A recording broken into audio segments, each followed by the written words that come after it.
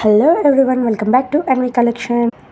మీకు విషయం చెప్పిన, నాకు ఇంటర్లో బైపీసీ అండి నా గ్రూప్. అయితే కొంతమంది నా ఫ్రెండ్స్ ఎంపీసీ తీసుకున్నారు. ఏవే వినీత, నువ్వు బైపీసీ తీసుకున్నావు, నీకంటే డ్రాయింగ్ వచ్చు, కానీ మాకు రాదు కదా, మాకు బైపీసీ ఇంట్రెస్ట్ ఉన్నా మేము ఎంపీసీకి వెళ్ళాము అని చాలామంది అన్నారండి. డ్రాయింగ్కి భయపడి ఎంతమంది ఎంపీసీకి వెళ్ళారు ఆర్ వేరే గ్రూప్స్కి వెళ్ళారు బైపీసీ వదిలేసి, కమెంట్ చేసి నాకు చెప్పండి. ఆ విషయాన్ని అయితే నేను మర్చిపోలేనండి. అందులో కొంతమంది నా ఫ్రెండ్స్ అనేవారు, వినీత నువ్వు ఒక్కొక్క లెటర్ని ఇన్ని రకరకాలుగా రాస్తావు, బట్ మేము ఒక్క లెటర్ రాయడానికే అష్ట కష్టాలు పడుతున్నాము అని.